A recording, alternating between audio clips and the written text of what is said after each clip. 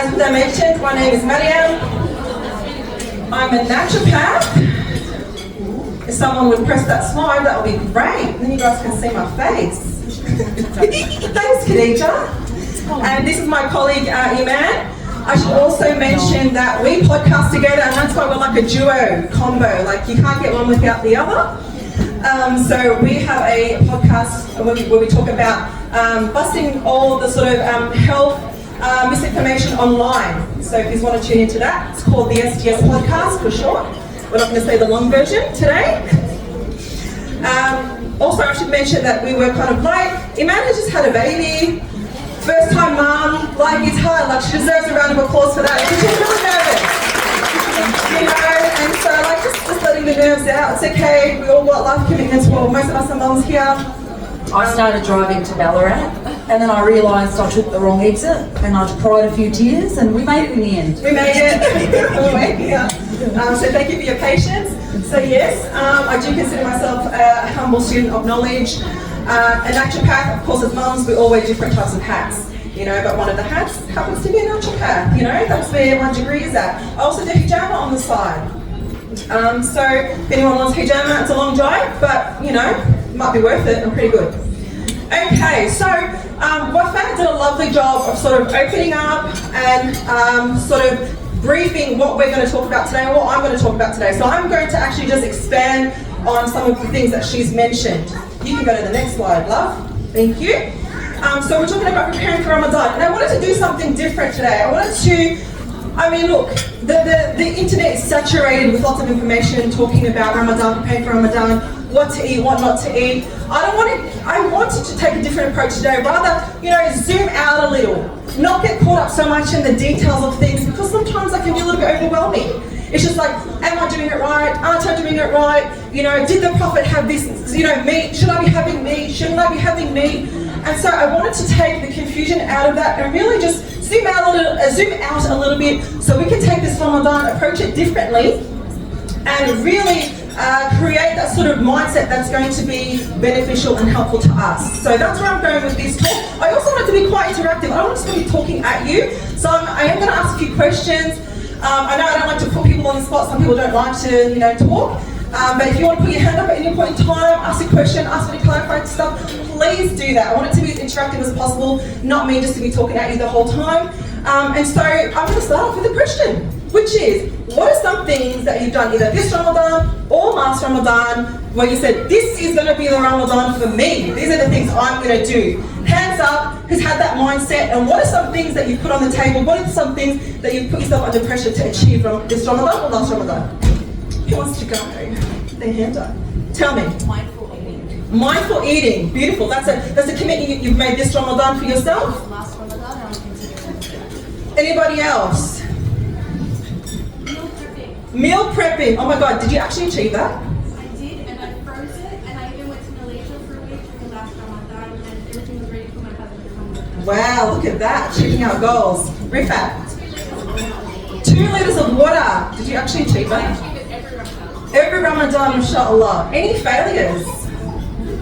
Me. Lady in the yellow. Was it green? Lime. It's lime. Did you have your hand up? That's right. You know, we have...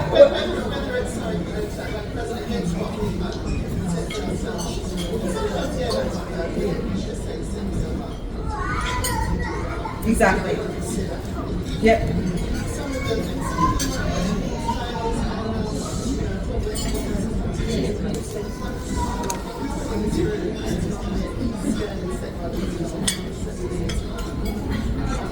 Yep.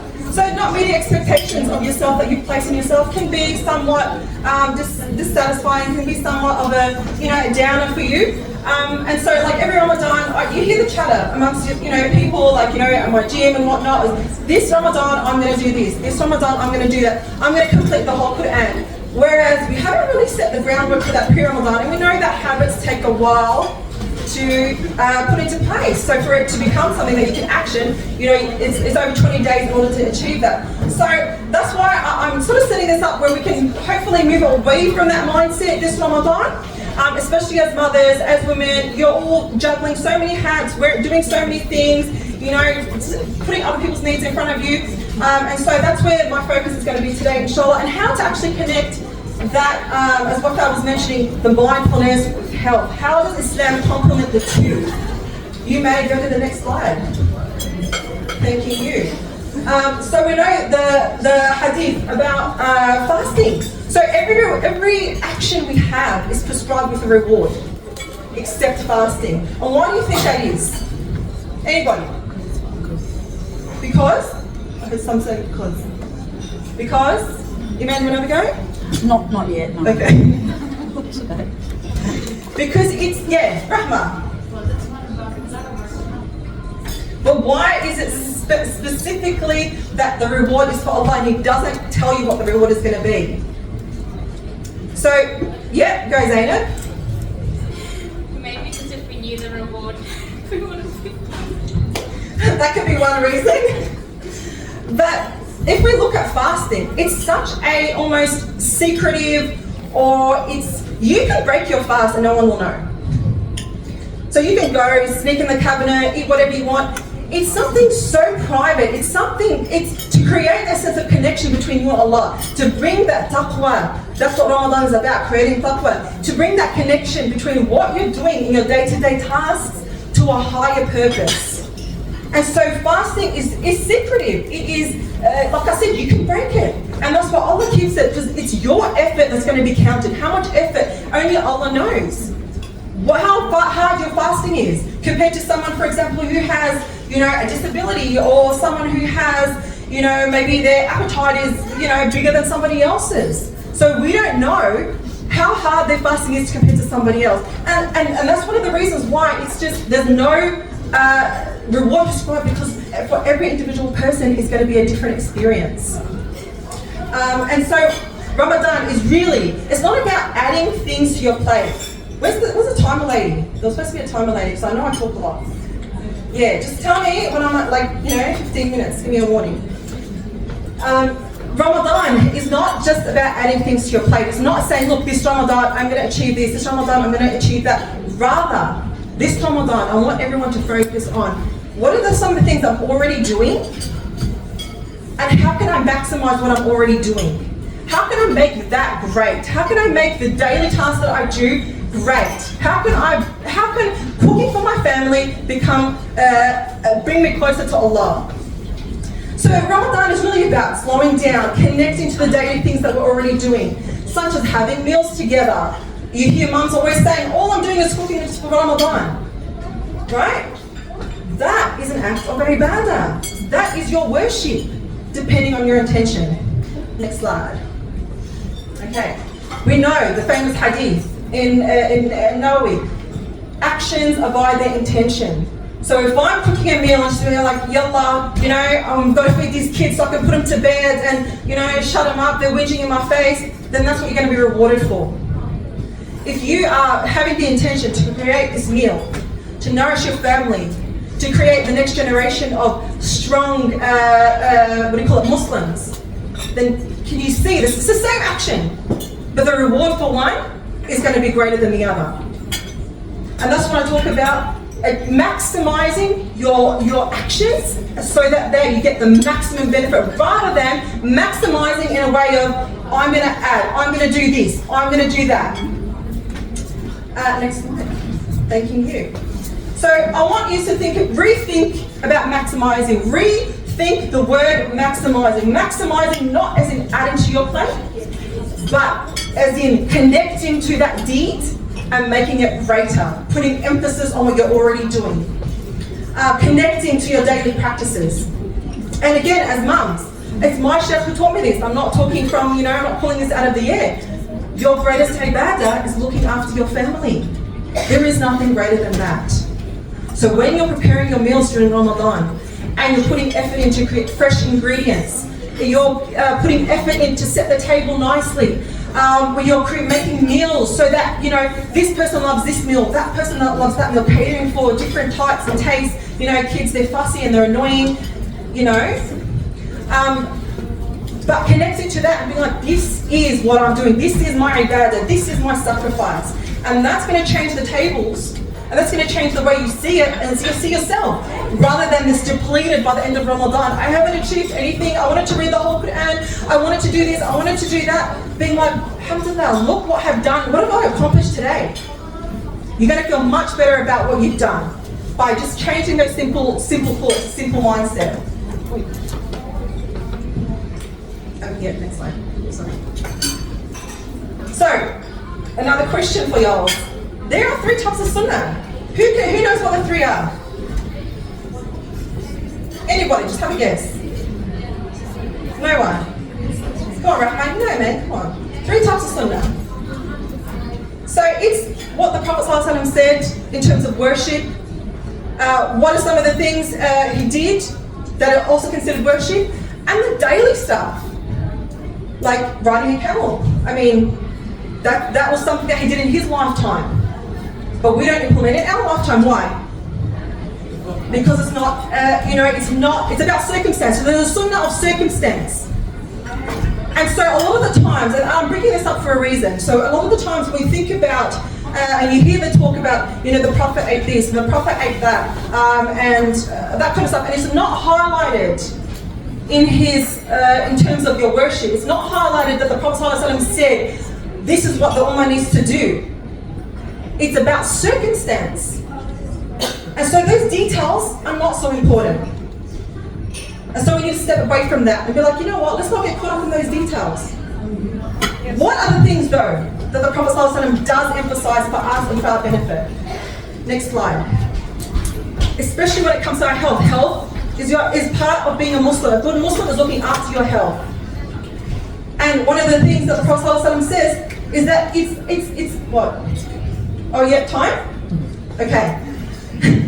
It's a treasure, like it's your wealth. Your health is your wealth. It's one of the most important things you can do. So you can read that yourselves. But a lot of things that we do wrong is not taking care of our health. That's also a disservice to your Islam. That's also a disservice to you as a Muslim. So, next slide. Some things that the Prophet highlights, and we know when the Prophet mentions something that's important, he mentions it several times. He'll mention it three times. He will emphasize it in many ahadith. And these are some of the things that are really heavily emphasized, that we know, that we're strictly told about, that's important for us and our benefit. And this is, like I said, look at it. If you have a look, I mean, it's simple stuff. It's stuff you guys are already doing, but you're just doing it, not realizing the greatness of it. So things like waking up for suhoor. A lot of people don't wake up for suhoor. I mean, I've missed suhoor a long time. Anybody else miss suhoor? People who, don't want to wake up, that eat at night. There's lots of people who miss suhoor. But making that, bringing that back is something that you already know. It's not adding to your plate, but it's going to have that great reward in it. So waking up for suhoor. And what are we told to have for suhoor? Dates. The benefits of dates is it has 2 different types, actually it has 3 different types of sugars in it, but the 2 main sugars in it is, one is slow release. So you have that throughout the day, it sustains you. Sustains your energy. And the second one is a quick release. And that is why also you're meant to take it at iftar. Because it's one of the things most beloved to the liver is having something sugary. And do you see how our Islam is connected to our health? It's mind-blowing that everything that is taught to us through our Islam is good for us. And so having your suhoor, having your dates, it's going to keep your energy. You can have 3 dates, you can have 1 date. It's mentioned that odd numbers are preferred. So you can have 1 or 3, but that's going to, sustain your energy levels throughout the day. It's got a slow release and it's got a fast release, fast acting. Breaking your fast on time. I see a lot of people not doing that. The Prophet emphasized breaking your fast on time, not leaving it, not delaying it. I know there's some practices, I won't mention exactly who, but they wait half an hour till after the adhan goes. No, that's wrong. You have to break it on time. And so practicing something like that, come on, how easy is that? It's not adding to your plate, but it's creating that sense of connecting that to a higher purpose, creating that mindfulness around the actions that you're doing. Feeding fasting people. You're feeding your family, you're getting the reward of their fasting when you're actually feeding them. And that's something that you do every day. It's something that you do every day, mindlessly, as a habit, but it's something that has great reward in it. You're getting the reward of their fasting. Without, of course, minimizing from their own fasting. You get the reward of feeding a fasting person. And that's what we do, the gatherings and the azimas, and we invite people over to get those extra rewards. Gathering to eat city tea. Like honestly, Ramadan is like one of the only times in the whole year that every family member is at the table. If you have teenagers like myself, they're eating, one's eating at 10 o'clock at night, the other one's eating, 4 o'clock, everyone's eating at a different time. Ramadan is the only time we're all going to sit together and eat. And there's actual barakah and benefit in sitting and eating. And the Prophet ﷺ said, if you don't feel satisfied from your food, eat together. Because there's a barakah in it that can't be measured. Not overeating. Everyone knows the famous hadith. Not overeating. That's something that you can practice from your daily practices. And it's so emphasized and it's so important. The Prophet ﷺ distinguishes between a Muslim and a non-Muslim, saying, the non-Muslim is the one that fills their stomach and indulges in eating. And Muslims don't do that. So eating a third. So not overfilling your belly during Ramadan. Easy practice as well. Yeah, okay, I'm wrapping it up, I swear. And not wasting. Filling your plate till you eat enough and not wasting food. Every year, volunteer for the community as well. And we do iftars. Every year it's the same issue. People overfilling their plates because their eyes are hungry, and then the waste bag we have at the end, come on. The Prophet ﷺ emphasizes not wasting food. And so that's something that you can implement, that's an important practice and that you're getting rewarded for. And of course your du'as. In Ramadan, your du'as. Did anyone talk about it? No, I think Dalia is going to talk about it. But your du'a is so important during Ramadan. The du'a of the fasting person is the du'a that's accepted. Okay, am I done or not done? Just, to back up what I'm saying, some evidence right there. You can read that. And so, okay, quick summary. I like to walk away when I finish my talks. I want to see what people actually learned from what I said. So, not looking, no cheating. What are some things, put your hands up, say it, whatever, that you've benefited? What have you benefited from what I've said? What are some things that you can take away? What are things that you already knew, but you're going to implement again? Anything that you've learned. Put your hands up, go. Dates. Someone say dates? Going on dates or eating dates? Okay. Okay, nice. No dating in Ramadan. No, date your husband. There you go. So for me, it was perfecting what you're already doing and not adding other stuff. So Beautiful. transforming what you're already doing, make that great, and then that's what you're going to do, guys. Perfect. I love that. Creating what you're doing every day to a greater purpose. Anybody else? Overeating. Overeating. We say that, Yeah. This is going to be the Ramadan. We're not going to overeat, right? Anybody else? Intention and actions. Intention and actions. Yep. Creating the reward that you get is about the intention that you make around what you're doing. Anybody else? So I'll quickly wrap it up. Yeah? All good? All right. I'm going to pass the mic over to my dear friend, colleague, and sister in Islam, Eman, and she's going to do some interesting stuff as well. I'll hand it over. I think you're good, yeah? Sorry, I know. Assalamualaikum everyone. As introduced, my name's Eman. When I'm nervous, I do talk fast, so we shouldn't have any timing problems, but do give me a flick if I'm draining it, because I get excited. My talk is very different to Miriam's. I'm going to tell you what to add to your routine and your schedule. But it'll all be really good stuff. You'll be taking a lot of photos of what's on the slides. It's all very practical things that you can purchase, things that you can add to your routine that are very accessible. And there will be some things going around at some stage today for you to taste as well, which are some of the things that I'll recommend during the month of Ramadan that you can see if you like before you buy as well. So a little bit about me, naturopath, a nutritionist, educator, and what else did I put on there? Yeah, founder of Prophetic. So at the moment I'm not consulting. I've got a baby, she's almost 9 months old, so first time mum. It's all very exciting, very sleep deprived, but very happy to be here today a bit to go through Ramadan nutrition. And this is my first talk since having a baby, so please bear with me if I'm a bit shaky, but we'll get through it, inshallah. So, why is nutrition important in Ramadan? Like, why are we even having this conversation today? Of course, we want to get the most out of our Ramadan. We want to maximize the amount of worship that we do. We want to be able to get through the month as easily as possible. And it is a challenging month, and we know that it's a challenging month.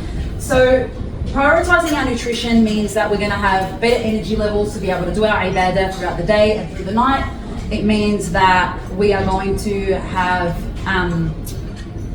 more in terms of limiting things that we tend to struggle with in Ramadan. So in terms of supporting our gut health, limiting constipation, all these sorts of things. We're paying a little bit more attention to our nutrition. We can get more out of the month, more out of our worship, get closer to Allah, and also just get more of the fruits from our efforts through fasting, inshallah. I'll get you to take it down. So it's really important to, there's a few photos missing there, but really important to, I'll just get you to go back, all good. Set intentions for the month. So a couple of things that we can think about before the month of Ramadan is, okay, my life might look a certain way now. In Ramadan, it's going to look different. So how is that going to look different? And setting intentions is really important, not just in the way of, okay, I'm going to read like 10 pages of Quran a day. I'm going to, pray all my prayers on time. I'm going to do this on that. It's also about, okay, what is movement going to look like? So how am I going to be moving my body in Ramadan? If I go to the gym in the morning outside of Ramadan, am I going to be able to do that in Ramadan? Do I need to find alternative ways that I can move my body? Do I have children that I need to work around? Am I at uni? All these different things that with all these different hats that we wear as women, how are we going to work around that in Ramadan? And it's important to think about that because that's going to have an impact on, again, how much we get out of our worship, how much we do get out of the month. Thinking about what our sleep is going to look like. This is our first Ramadan in a long time where the majority of the month we're going to be breaking our fast very late. So thinking about what that whole nighttime routine is going to look like is really important. What time are you going to get to bed? Are you going to be thinking about your caffeine intake? Are you going to be having these huge iftars and then being able to go to bed afterwards? So all of these things we really want to start to think about from now to be able to put a bit of a plan in place. And also food preparation. Now is the best time to really think about, okay, have I stocked up my fridge? Have I stocked up my freezer? Do I have snacks? When am I inviting people over? When am I going to have downtime? What are my non-essentials and what are my absolute essentials when it comes to food preparation in this month? Now is the time to really consider doing all of that. So this is the Ramadan plate. Now this is, in a perfect world, this is what your plate is going to look like. But we don't live in a perfect world. So, maybe 5 out of 7 days you're going to have a whole, a huge amount of rice, a bit of meat, probably 2 vegetables. Some days you're going to have fried stuff. This is going to look different every day. So this is just a guideline. This is not what your iftar is always going to look like. But it's a good guideline to work off if you're sort of wanting to make sure that you're getting enough of all the right nutrients at iftar time and you're wanting to hit all of your different food groups. And we're talking about protein, we're talking about fats, vegetables, fibre, all these sorts of things. I'll get you to go over to the next slide. Actually, won't go to the next slide again. Go back. So for some people, this is what suhoor looks like. All right, let's be honest. Hands up if you're team coffee in Ramadan. Team coffee, yeah. Who's team no coffee in Ramadan? I'm on a detox, I'm on a health buzz. Yeah, you, not many of you in the crowd. Yeah, I don't understand why. I'm team coffee in Ramadan. So, but obviously, caffeine, a big discussion, we'll talk about it today. Everyone is different. You can still do coffee in Ramadan, but for some people, caffeine is not great in Ramadan. All depends on what's going on for you. But we're going to talk about hydration in a little bit. But ideally, I don't want your suhoor to look like this. But, it is what it is, if that's you, right? But ideally, we're going to make it look a little bit different. So I'll get you to go to the next slide. So, I spoke before about the Ramadan plate and having all these different sort of components on your plate. It's just a little bit of a guideline as to what sort of things we want to have for suhoor. Some of you here might not be team like high appetite on suhoor. You're not eating a lot as suhoor. You might only be hungry for something small. We're going to give you lots of options for that. But in an ideal world, if we can have some protein, whether that's eggs, yogurt, nuts and seeds, beans, legumes, if you can add protein powder to a smoothie or to a shake, for example, that would be great. Why do we talk about protein? It's going to sustain your energy levels throughout the day. It's a slow release, helps with your blood sugar to stay stable as well. And also helps with our muscle mass because we're not eating and we're not drinking much throughout the month. So we want to really protect the quality of our muscles, especially as we get older as women, because as we get older, We need more protein and more calcium, all these different nutrients to help with our muscles and bones work effectively. Colour, adding colour to your plate, anything, whether that's green, red, purples, any colour that you're vibing at the moment, whatever you've got in your fridge, in your freezer on rotation, whatever colour looks like for you, if you can add that to your suhoor, amazing. Some sort of a carbohydrate. Is everything okay? Oh yeah, that was great. Yes, a whole grain carbohydrate. So we're talking about things like rolled oats, seeded bread, again beans, legumes, waterwood, all these sorts of things for your carbs, and healthy fats and fibre. So again, more nuts and seeds, extra virgin olive oil, tahini. And I just want to touch on that eating cultural foods is absolutely the best thing that you can do for your health inside and outside of Ramadan. And any dietary approach that limits your cultural foods is not one that you want to be following. So, you know, in Ramadan, yes, we're all about absolutely eating the cultural foods that you grew up with. And how you can integrate that into your lifestyle in a way that's healthy and balanced is what this talk is about today. Next slide, thank you. So, if you need to take a photo, please do. This is for the team. I'm not really hungry at suhoor, but I know I should eat something, right? This is also for the team that, okay, maybe dates are a bit boring. Obviously, we know there's a lot of baraka dates. Minimum, you should do dates and water. But if you want to have a little bit more, you've got appetite for a bit more, then these are some great options that I would suggest, or different things that you can pair together for suhoor that are light, that kind of cover a few different nutrient groups. So, you know, you've got some yogurt and some frozen berries. Oh, yes. We've got white wheat crackers with black beans and avocado. Again, these are really simple things that your brain doesn't have to think about at 4 a.m. That are just ready to go, majority of them. We've got a protein smoothie, that's from the supermarket with a piece of fruit, a little bit of halloumi and cheese, a couple of basic options. Again, I don't have to go through all of them, but feel free to take a photo and explore some of these as an option. Also good for post-iftar snacks. So if you're planning to go to Taraweeh, or you know, you have a thought and you're like, I need this sweet, I need to get something in, right? These are also good options for that as well. Some of the volunteers are going around with some samples of some of these items. So there's some samples of Carmen's bars, the protein bars, and there's some samples of the protein smoothies. These are all from Woolies and Coles, so you can access these at all mainstream supermarkets. And I think there's a sample of Sodali, which is a low sugar sparkling drink that's going around too. And the koja. Yes, oh, and the koja oat bars, yes. Anyone who's if there's anyone here attempting to fast while breastfeeding, some of these are really good options that are high calorie at suhoor time. That's a whole other topic, which I'm not going to focus on today. But if that is something that you're planning on doing, make sure you are having suhoor. Thank you. So another page that you might like to take a photo of, if you want to. These are just a little bit more elaborate food combinations for suhoor time. We are going to do a live workshop today of overnight oats. But in the meantime, these are some things, again, really simple that you can prepare. Eggs on toast might be a little bit more effort in the morning when you're tired, but something as simple as a chia seed pudding, you know, yogurt with a bit of granola and some berries. Doesn't have to be fancy. Sorry, someone saying? Oh, okay, good. A smoothie, if you can be bothered and you've got time, you can prepare it the day before. Again, overnight oats, we're going to talk about that. And like I said, all the cultural food. So labneh, food, all of these cultural foods, really, really awesome suhoor options. Obviously, you want to make sure you hydrate, but really great options. Even something as basic as a piece of Lebanese bread with some labneh, some mint, some capsicum, some cucumber, still a great option for suhoor time. Thank you. Hydration. If there's anything that you take away from today's chat, it would be to stay hydrated. Everyone knows that this year we're fasting for a very long period of time. It's probably still going to be warm.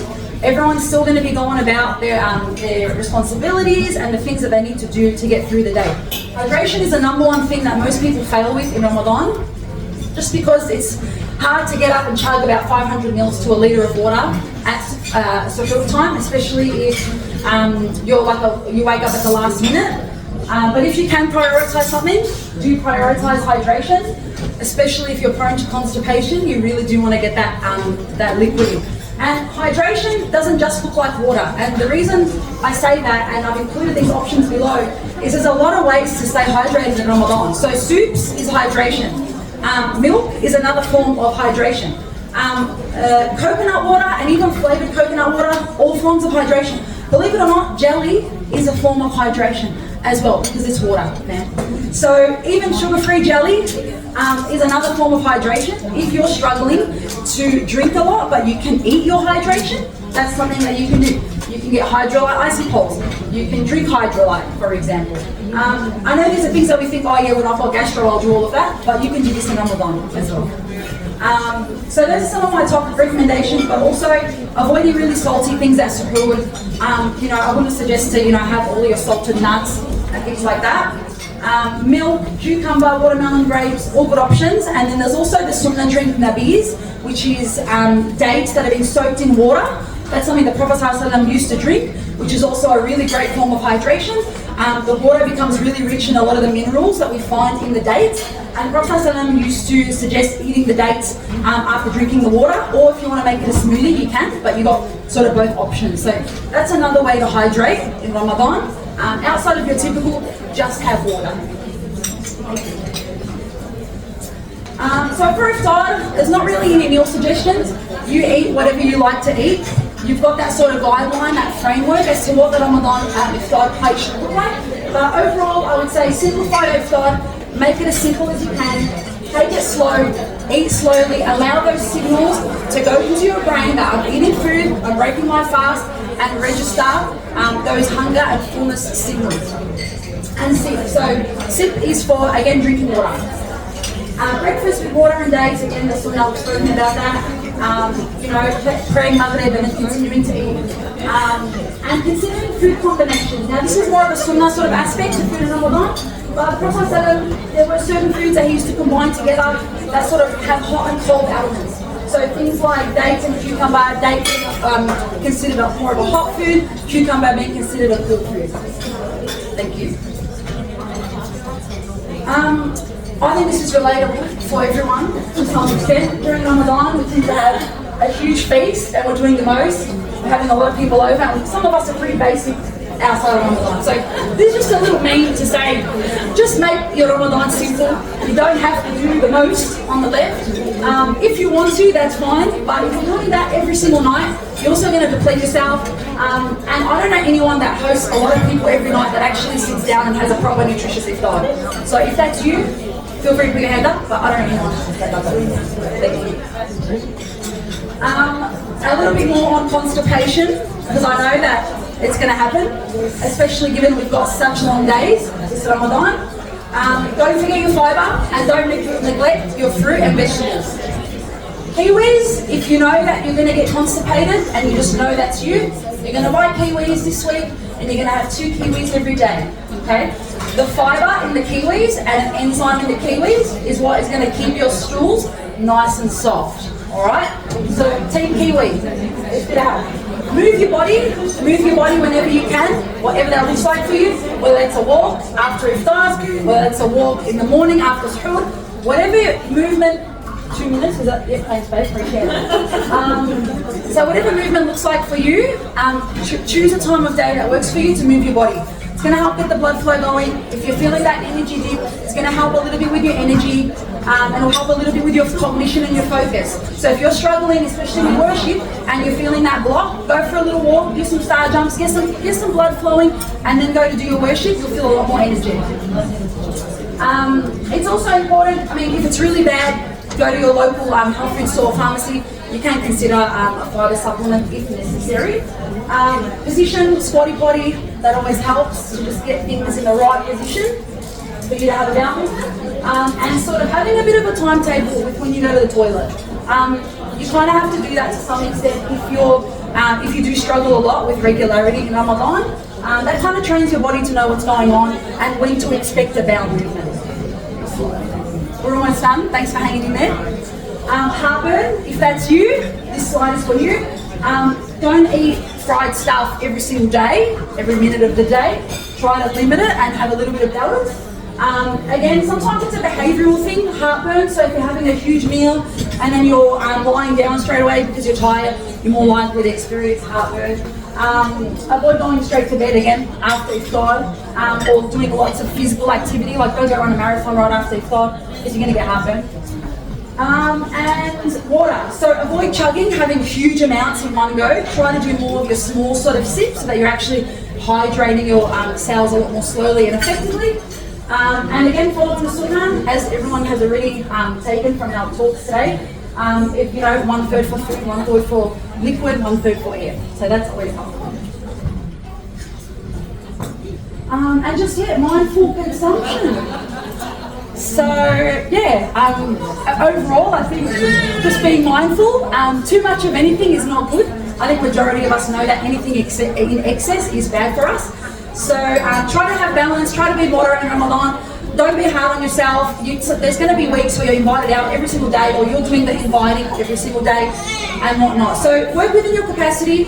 Be kind to yourself. As Miriam mentioned, all the things that we don't consider worship, like cooking and looking after our families, that's all on our scale of good deeds, inshallah. So simplify the month as much as you can so that you can get the most out of it, and you don't really have to do the huge, big, elaborate meals.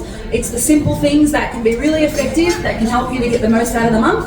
And inshallah, everyone's taken away something from all the supermarket options that might help to make your month a little bit easier. I think there's one more slide.